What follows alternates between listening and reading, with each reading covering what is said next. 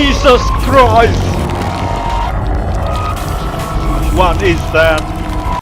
Welcome back everyone, my name is Sparrow and let's do it. The next day, Shabia and I make our way to the field. Oh, is Maya not here yet? But he isn't at the tree we promised to meet up. How much time has passed since then? 1 hour? 2? 3? We wait and wait, but he never shows up. That's weird. Didn't we agree to meet him with Shabia? Maybe he went straight to the beach.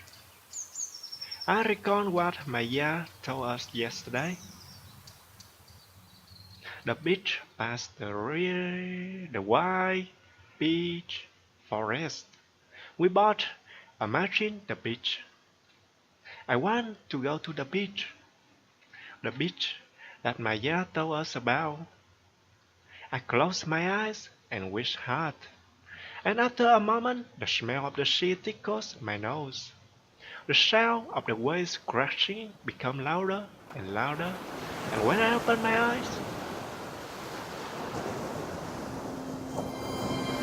it's the beach!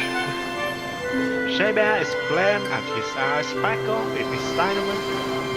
The deep blue sea surrounds us. The sand white and warm. The sun shining brightly down onto its own. Wow, it's beautiful. It's been a long time since I've seen such a pretty beach. Me too. I never knew sand could be this white. We toss away our shoes and frolic atop the sand.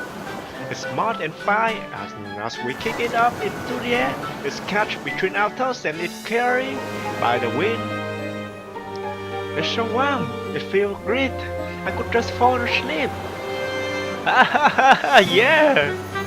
But we need to look for Maya. Just as Shabia reminds me, I hear a sound of someone approaching me and with the waves.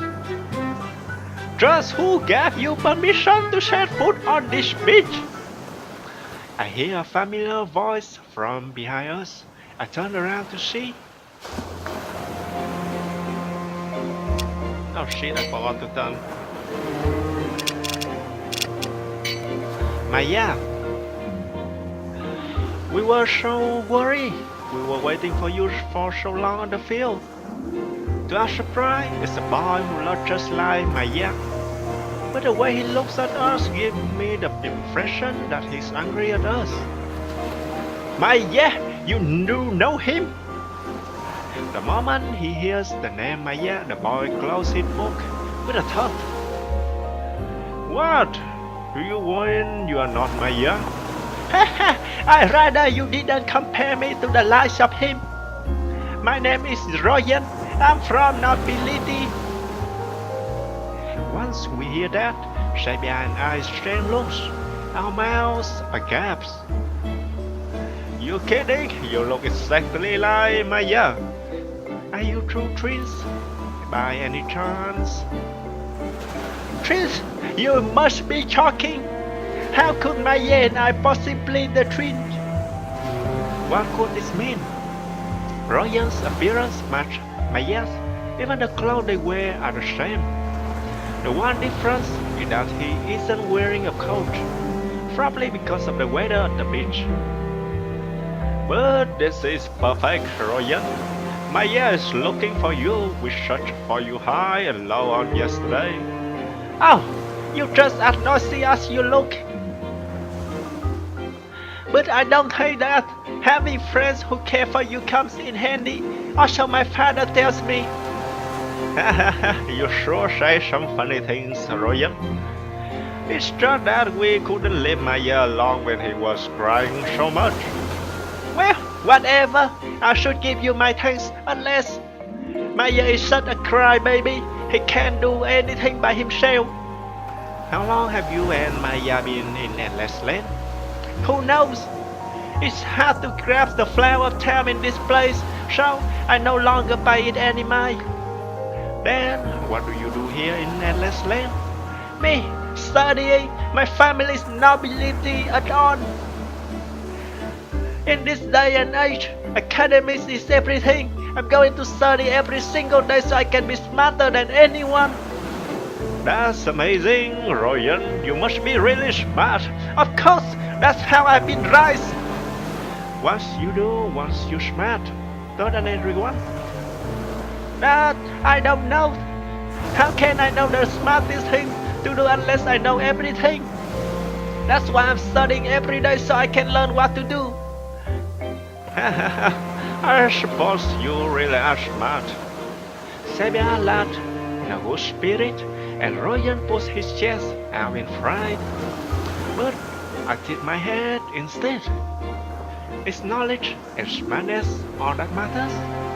Just thoughts linger in my head, but I'm not as smart as Ryan, so I don't really understand what he's saying. Maybe I'm just not good at dealing with people like him. By the way, what's your book? Sabia looks right at the book Ryan is carrying. This, you mean, is written by some Cotoné person? And who the heck is Cotoné? I know it. We got it in the village too. Well, I had it so very well, but it's an utter disappointment. Third rate at best. Third rate? Isn't that a bit too harsh, Ryan? Cotoné put so much effort into writing it too. Without results, what good is effort? Sorry to say, but she has no talent. You see once you read it. He sighs in exasperation, and seeing that, gloomy uneasy fill me up inside. We also got a copy, but the inside turned out to be completely blank, so we haven't been able to read it at all. Well then, here, take mine. I have no need for it anymore. Ryan tossed the book to Sabia as thought he's throwing away garbage. Well, that's all you need, right? Then please leave. This is my private property, not a place you can just come at your own pressure. Private property? Does that even exist in Endless Land? I decided that just now. Go on, skedaddle. I must get back to my studies.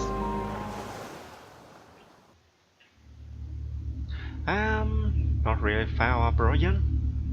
I accidentally blurted out, dropping a gentle laugh from Sabia. Ah ha ha ha, he comes on pretty strong, huh? He's from nobility and on, I suppose that's how he grew up. Seeing Sabia's carefree smile, I relaxed somewhat. Yeah, I need to learn to be more accepting so I can get along better with him. Hi, Mhakna, why don't we read the book we got from Ryan? I'm so excited to see what kind of stories are inside. The paper crackles as Sabia flips the book open. But, huh? He flips through the pages, over and over again. Try this. I share his disbelief and flip through the page myself as well, again and again and again, but written on those pages is nothing. The entire book is nothing but blank whiteness, just like the books we got ourselves. What does this mean? Just what were Ryan reading then? He just tried to be smart, reading the book upside down, you know. Like it's nothing, and I'm still reading it.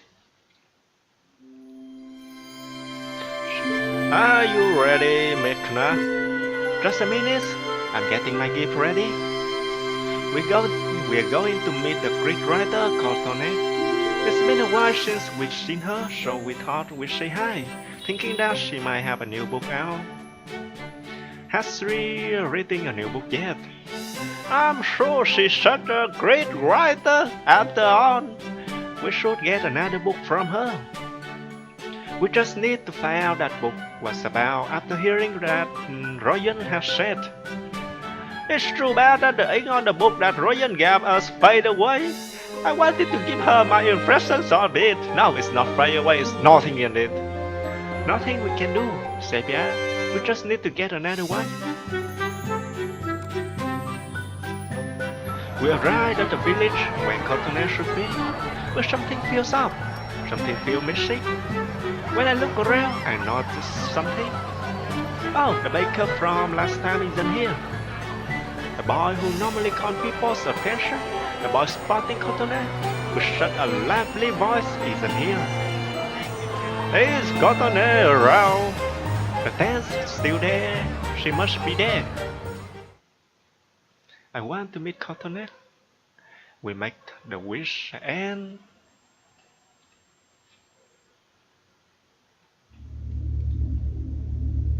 we find ourselves in a poor white room. Above, below, to the left, to the right, it's all white. Not a single speck of dust to be found anywhere in the room. It's so white, it feels like we're just floating in space. Oh, what's this? In that endless sea of white, there sits a single girl wearing a white one-piece dress. She takes out a stick of bacon from a case, dabbling some water onto its tip. Well, she blows, but nothing happens. Normally the scents of blueberries and pink puff of smoke would appear. Cotonou? Oh, who are you? Are you here to get an autograph? She replies with a weak voice that I've never heard before. No, Cotonou, it's just been a while, so we came to say hi. Are you well? She looks at us, then at the bacon in her hand.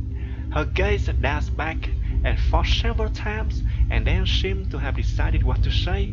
She speaks. I have conquered the world, dancing, singing, creating, science, even Mhakna Gramura. I've reached the top, I've done it all. Wow, Cotonou, even though you trudged around for age, you sure did all sorts of things while we weren't around. Yes, amazing, aren't I? Everyone who didn't believe in me, I made them all eat their words. It's been such a long road, but I make it on. I make it with my talents and hard work. After a moment's silence, she whispered faintly as she stared into the blank space. But what do I do now? After conquering everything, what should I do next? After she asks us, she once again sinks into silence. Her expression is both gentle yet somewhat melancholy. I can't imagine what she's thinking right now. Wow, you really are genius, Cotonou. I couldn't possibly think of something that hard. I got hand it to you, Cotonou. You really are amazing. Oh, I'm sorry. I suppose there isn't any point in asking you that, is there?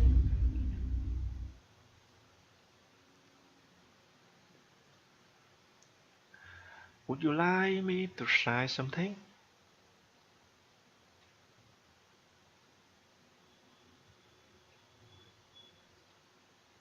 And that was the last time we ever saw Cotonou.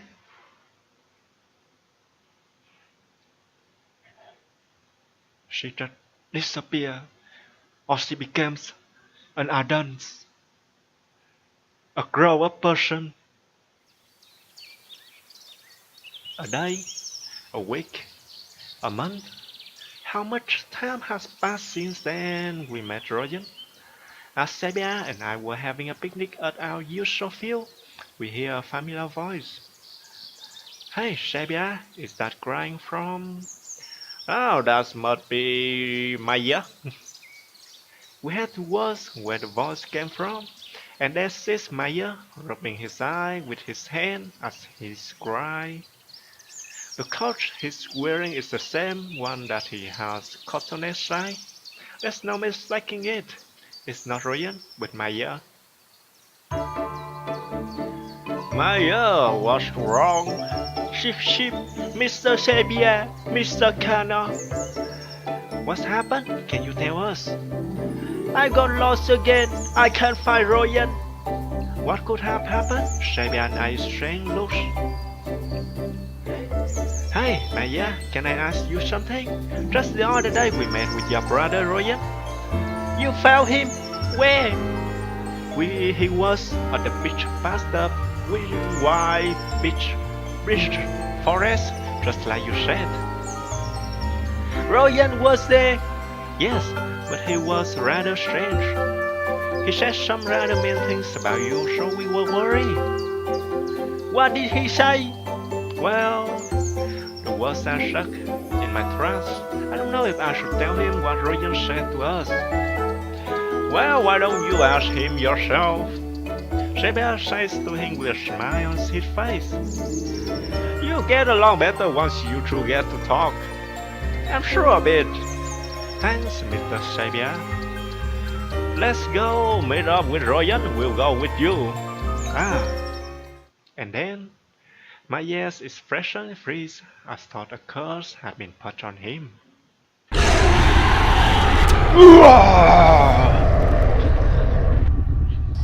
And he lets out a big roar. It's deafening, like it could tear our ears apart. I could never imagine the voice is my ear. He glanced at us with eyes filled with a deep hate and screamed incoherently over and over. But even though I can't understand the words, I get the feeling he's shouting at us to stay out of this. The screaming suddenly stops and Maya bows away. Maya, where you going? Let's follow him, Mhakna. Sekai and I run and run and run. We keep running until we are completely out of breath. But for some strange reason, we can never seem to catch up to him. Maya is right there, I can see him, but his always looks so small and so far away. As we keep on running, a layer of fog slowly begins to shroud us. Look, Mhakna, it's the wide beach forest. I already told you, I don't need you anymore. How many times have I told you not to follow me? There's no mistaking it, that's Ryan shouting. Don't say that. Ryan, you were so nice to me. Don't be so mean. I'll give you candy. And from the same direction, I hear Maya's sobbing voice. Maya and Ryan's voice both echo throughout the forest. They must have found each other. But before I realized it, the fog has filled the entire forest. Mhakna, let's hold hands so we don't lose each other.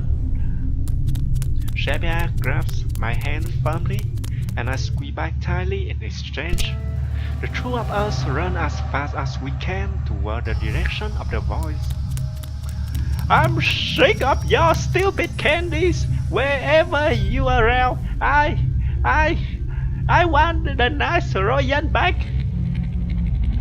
Maya's warning voice beats my heart, and I start to tear up.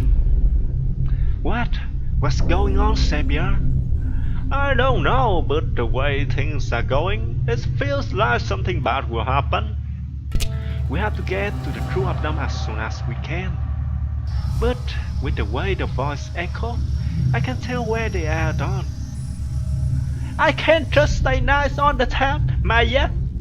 I need to live strong, or they steal from my family again. Maybe they already have. I need to be strong and smart. I don't need to be nice. I have to be strong enough to be on by myself.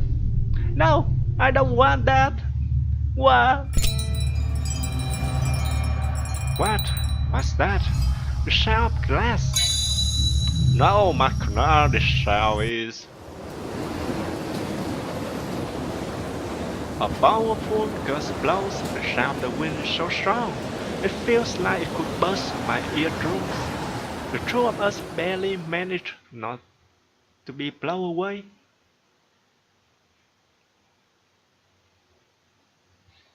I slowly opened my eyes, but to find that the fog around us has all but disappeared. All that remains is the sound of the waves and the chirping voice of little birds. The sun is so bright that I can barely open my eyes. shines from the beach like the morning's light. Let's go, Mhakna. Yeah. Where? Where? Hey! Is that Royan? Or is that Maya? His clothes look just like Maya's. He's wearing the coat that Cotonet shine, but his eyes look like Royan's. Just who is he? Are you Royan? Shebia asked. The boy ignored Shebia's question as he takes something out of his pocket and throws it on towards the water. That's Maya's candy. Hey, are you? I was lonely. He cussed me off. I could have been happy as long as I complimented, but I fell into temptation. I started eating sweets. It feels so warm and kind, but now that I look back on it, it was just on a trap. The easy choice. I can't possibly be the right one. So this is for the best. The boy looks back to us as he finished talking. The tears fall and fall. I can't tell if it's sadness or emptiness in his eyes.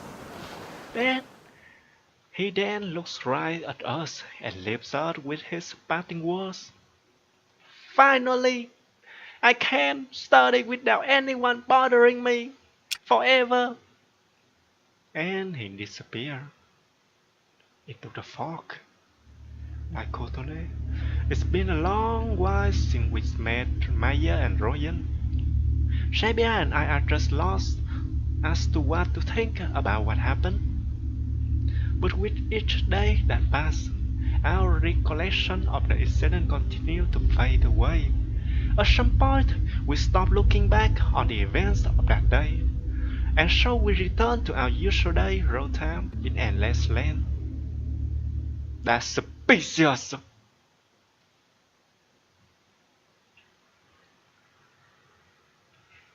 The fairy bell is the witch.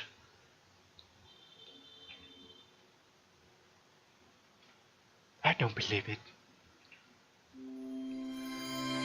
What do you want to do today, Mhakna? How much time has passed since then?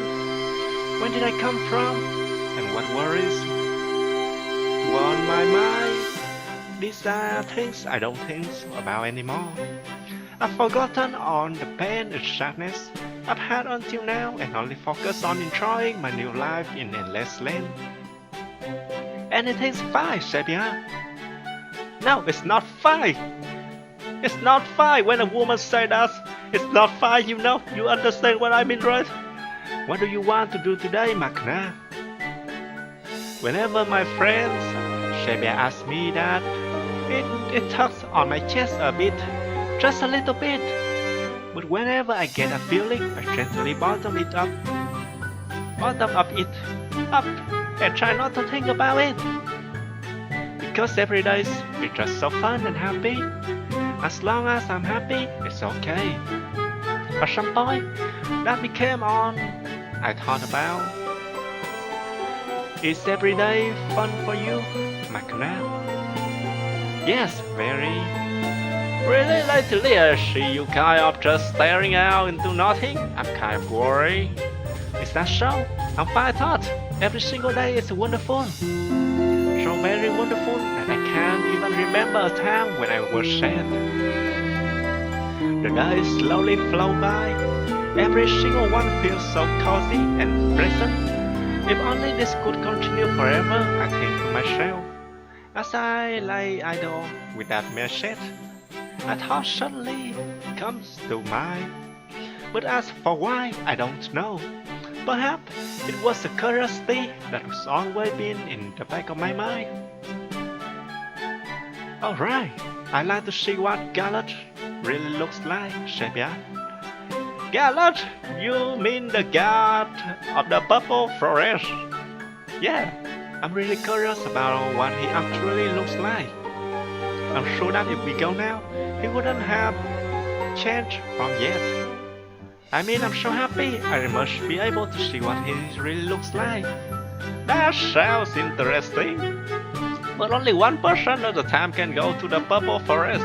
That's what Fairy Bell told me. Then why don't we go one by one and see? I go first. Okay then. Come back soon, okay? Let's compare what he looks like after. See you, Mhakna. I want to go back to the purple forest. I want to see Gallus. I make a wish. Sheba seemed to get further and further away as it grows darker all around me. By the time I realize it, I'm already standing atop the stone in the center of the purple forest. It's the very same place that I first came to when I arrived in the endless land. Gallus, are you there? I'm the happiest girl in the world now. I'm not afraid of anything. So please let me see what you really look like.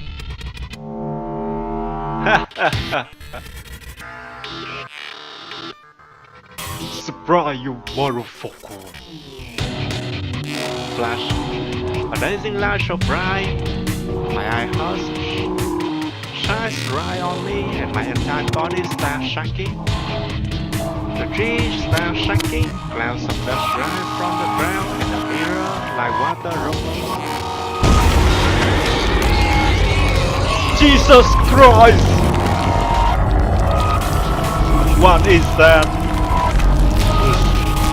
And then, right beside me is a clump of blackness, so black, not even light shines through it. Blacker than ink, and charcoal, and paint. I've never seen something so black. Whoa! It's not a sigh, it's not a breath. The air itself simply makes a disturbing sound. Whether it's a voice or just a sound, I can't even tell. Gallus, is that you? I asked hesitantly, and a voice calls out to me from within the blackness. Mhakna, are you Mhakna? That voice, I know it for a long, long time. Could it be I wonder I dress the voice the same way I always have? Mom?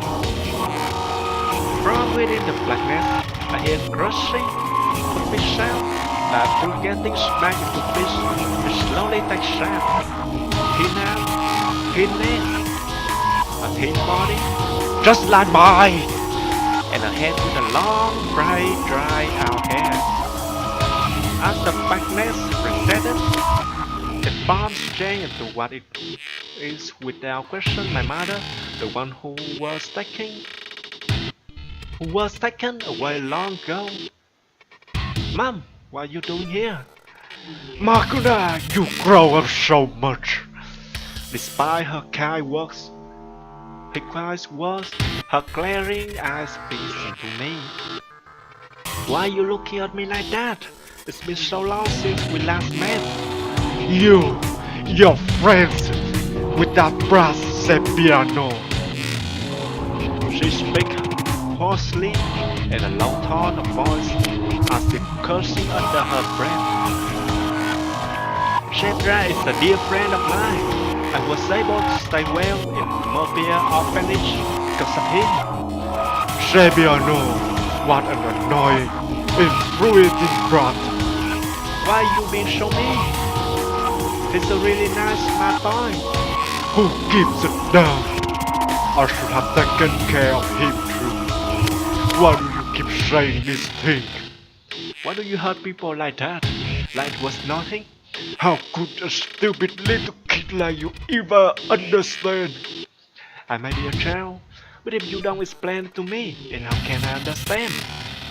If you don't push your thoughts into words, then we won't be able to understand each other. A long, long silence dawns on us. Is it a second? Is it a minute? Is it an hour? I love your father.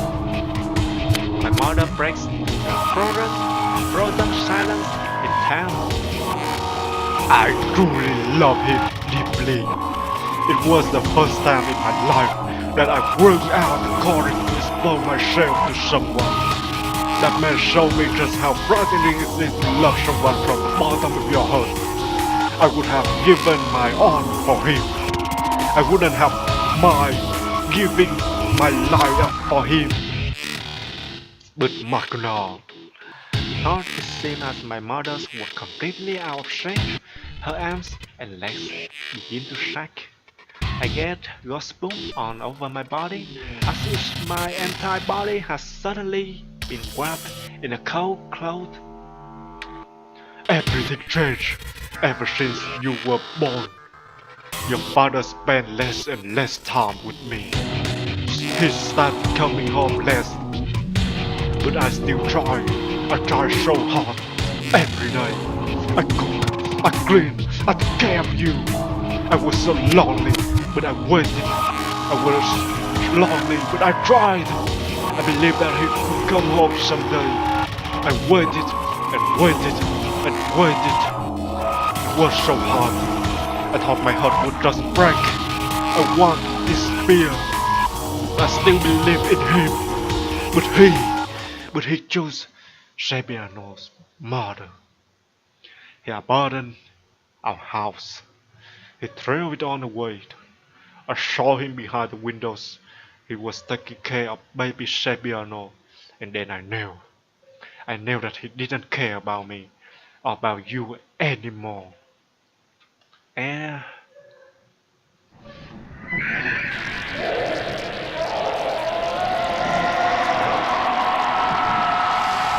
It's a fucking horror game.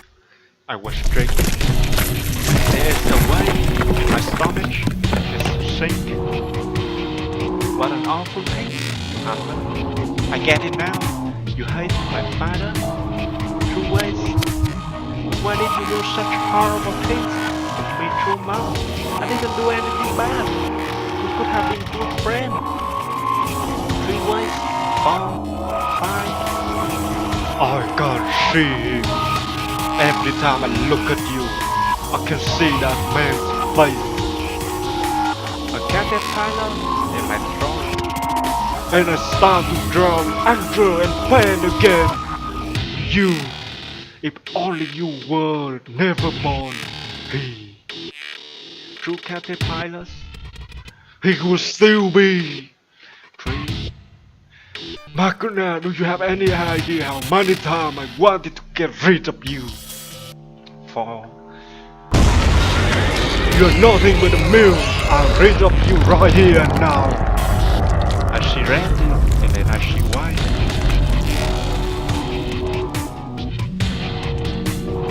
My eyes are spinning like it's like gravity has flip-flopped.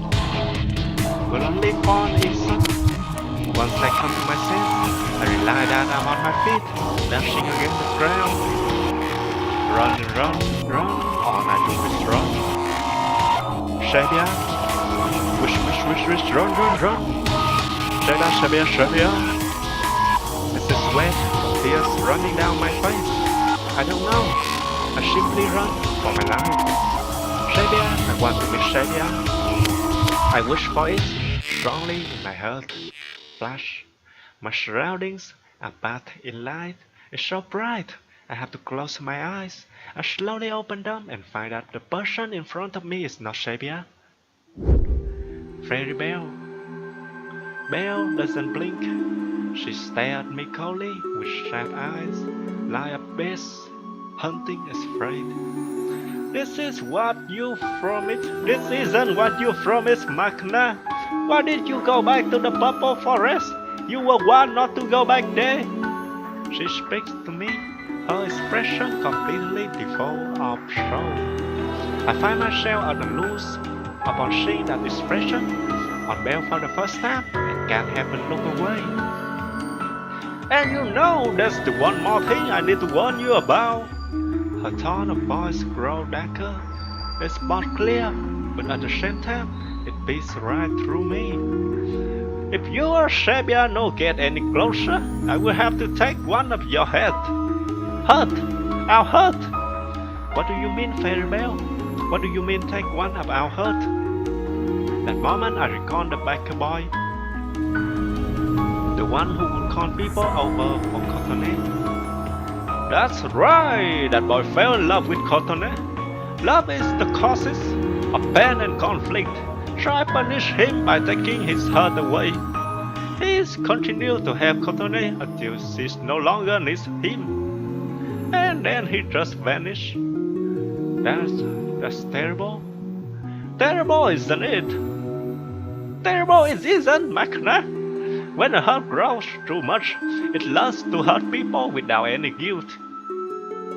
Turning children into animals and then selling them, treating their sons like pets, then setting fire to their outhouse to deal with them, forcing a girl to do things, expecting for a girl, just because she's a girl, deciding what people can and can't do, speaking ill of them, discriminating against them, just for their flesh. He forced the children to study so much that his personality split into two, hurting others because they were hurt themselves. Nothing good happens when your heart grows too much, grows too heavy. That's...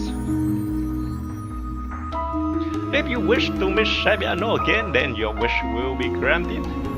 But when what happened? Without finishing her sentence, Belle disappeared with a fleet, leaving only a morose silence.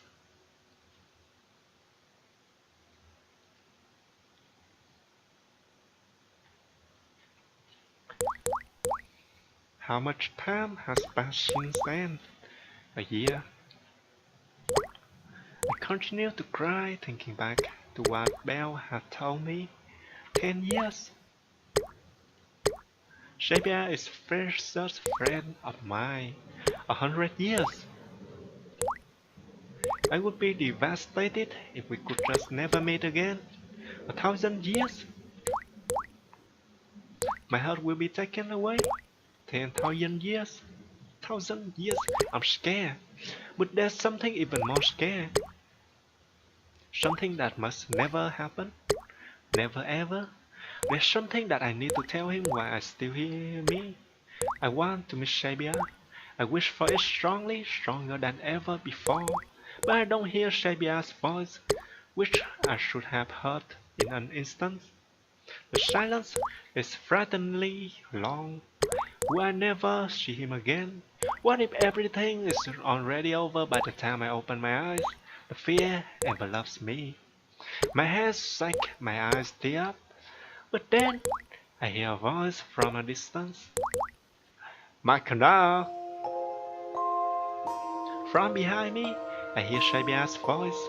I turn around and there stands none other than my dear and precious Sabia. What happened? Mhakna! I was so worried, I thought I'd never see you again. Sabia runs over, got such written all over his face. He ever seemed somewhat worn out. The Sabia's sense of time runs similar to my own. Sabia, I wanted to see you for so long. I wanted to just hug him right there and then I'll cry my eyes out. I wanted to forget everything, but there's something more important that I have to tell him. We need to talk, Sabia. Talk!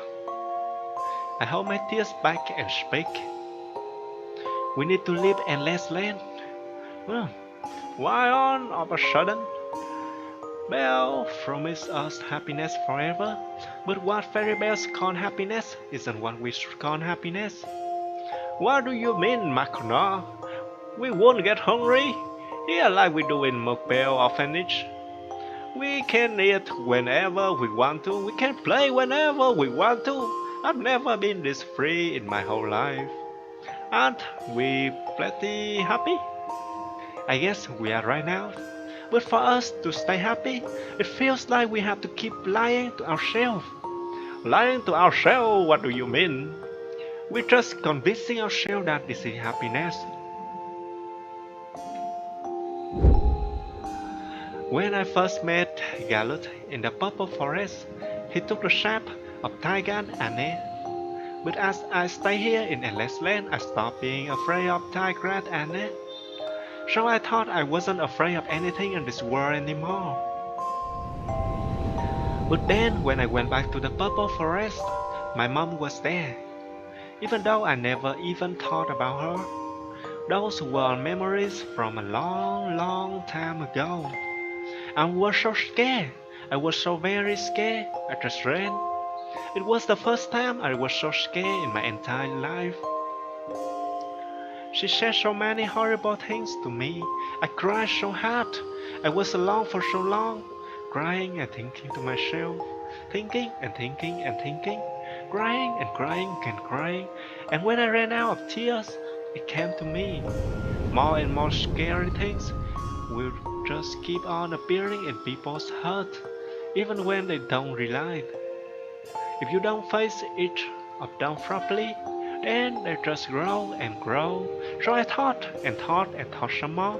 And there, I found another thing I was scared of. Another thing. You scared of? What is this, Mhakna? Losing you, Sabia. I think the more we stay in here, the less of ourselves we'll become. Is that really happiness? If I don't stay me, and you don't stay you while we become happy, there's no point in becoming happy. You won't stay me? You sure say something weird, Mhakna? What makes you say that I won't be me anymore? I mean, Sabia, you end up not drawing anymore after all. Sabia opened his eyes wide, as if he had just awoken from a dream. That's right! Why don't I draw anymore? There's so many things I still want to draw. So many more things I still want to see. Being happy from drawing and being happy in Endless Land was more important, Sabia. Sabia's expression fills with worry. Even I can tell that he is dealing with all sorts of emotions. How much time has passed since then? A year? 10 years? 100 years? No. Now I can clearly sense the passage of time, and not just time, but everything.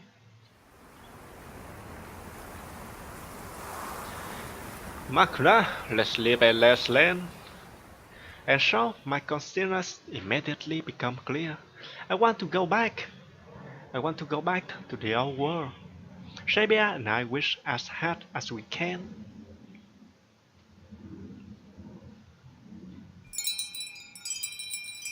The sound of glass. The same sound from when we first came to Endless Land. Fairy Bell must be coming close. I open my eyes, and in front of us is not Mobia, Orphanage, or Endless Land, or Purple Forest. It's the white room where we had last met Cotonet. Sabia and I were supposed to have been holding hands, but she's gone. But a poor white world stands above me, below me, to my left, to my right. I mean, the only things here, standing in her very center. So you came! Suddenly a voice comes to me from behind. It's a voice that I heard many times before.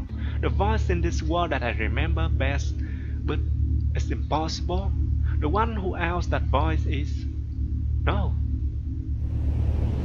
I slowly turn around, afraid only to find the one standing there is me. What? Are you Gallet? Where's Sabia? You can never meet Sabia here ever again. What is on this? What do you mean, Gallet? This is your last chance from Fairy Bell, Mhakna.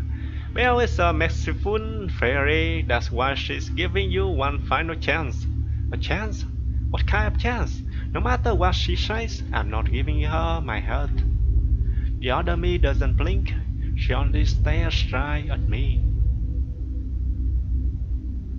She won't take your heart, instead she takes your memories. Bell will erase every single one of your memory of Mobia Orphanage, of Tiger Anne, of your mother, of Cotonet, of Crummy, of Royet, On of the pain you never experience. Then you can finally live happily in endless land without any trace of doubt or suddenly left. My body frees up in shock. That does that mean that my memory of Sekai will be erased too? Wait, I'm stopped mid-sentence. It's then that I realize something's off. The hands of the other me are falling into fish they shaking. A warning before you say anything. Right now, the other world is going through some very hard time. The important people of many different countries are all fighting for various reasons. Many innocent people will be affected. It will be such a tragedy. The country that you and Shabiano come from now will face even more dire poverty. This is it. If you and Shabiano live, you can never come back to Endless Land. Because this is a kingdom for children. Once you choose to grow up, you can no longer be here. Well, Mhakna, after knowing this, do you still want to live in Endless Land? Her tears draw an asperger's their way down her cheek, like she had her heart hurt deeply, like something is slipping away from her, like a mother about to lose her child. The tears fell like a waterfall, continued to drip down onto the ground. The other me is crying. My eyes grow rapidly. And you? For an instant, my mind goes blank. You are, and unable to bear it. You're not gallant, but I can't hold the tears back and begin to cry too. You are Belle, and you, watching over us until the very end, Fairy Belle. But unlike the other me, why are you smiling, Mhakna?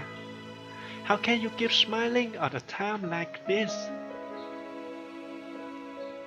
I smile with all that I can muster. It takes everything I have not to break down, so I don't let myself get overwhelmed by her kindness. A smile comes from deep within my heart. Do you understand, Mhakna? Why have I been so blind? Or perhaps there was no way for me to tell. How could I? No one has ever cared for me in this way. It would be nothing but suffering on the other side. The world is made only of tragedies. Belle has always genuinely cared for us children from the bottom of her head, her heart. I'm sorry, but I can't be here anymore. I push down my overwhelming urge to stay wrapped comfortably in Belle's kindness, and then I bring out every drop of courage I can and part with these words. I want to go back, Fairy Belle. No matter how much pain, how much sorrow is in that world. True happiness can only be found after overcoming it all. That's one endless land, and you have taught me. So I choose to go back to the real world. Thank you, Belle. Thank you, thank you, thank you.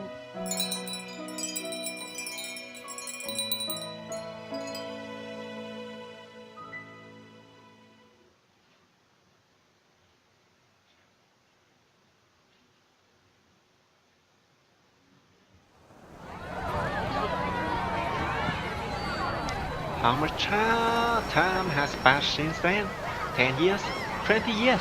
30 years? And a certain country in a certain town, the city years are brimming with excitement. In that town, is a museum that managed to escape the ravage of war. Rumor has it that after a long time it could finally open its door once again. The workers are hustling to place the painting and sculpture in their proper position. People have come from over the country, hoping to savor whatever little moment of peace they can. Works from all the great artists continue to be hung up against the walls. A young man dressed in workers grabs take out a single grand piece, the last container. His Hafayati carries it up to the wall. Wow, there, be careful. There aren't that many Gamuras left in this night of confusion, you know. A middle-aged man with a deep forest green jacket draped on his shoulder rushed over to spot one of the side of the painting. Gamura? The worker unintentionally raised his voice in astonishment. You know about Gamura? Yes, I'm an aspiring artist myself, so I heard about the rumors. He's the artist that lost his dominant arm in the war, right? That's right. But after he returned home, he started from scratching, drawing with his left hand, practicing for years. In the end, he created many masterpieces that left an impact on the world. The young man squinted his eye in silence and stared at the art that he had just hung. Excuse me, director, what is the name of this piece? I can't seem to find the placard. I have the placard with me right here. Let me install it. The director replies, taking a shining placard out of his pocket and carefully placed under the frame of the painting. Mhakna is the name of this painting. What's Mhakna? It's the name of the beautiful woman in the painting. Apparently that's the country where that's a common name. It's a portrait of Mr. Gamura's wife. It's been rumored that Mr. Gamura would have given up on his art if it weren't for her. My, what a beautiful lady.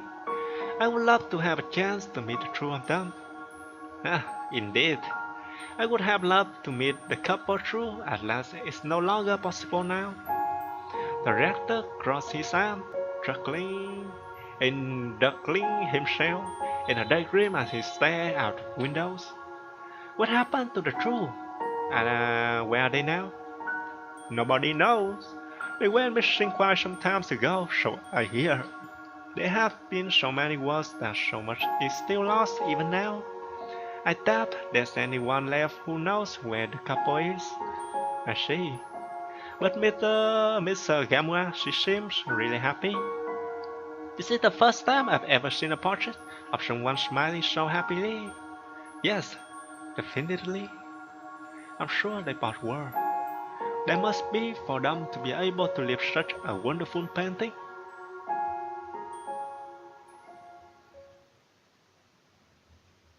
But where's Belle? Wanna see her? Where's my bell? So, thanks for watching. Please like, subscribe, leave comment below and have a nice day. See you.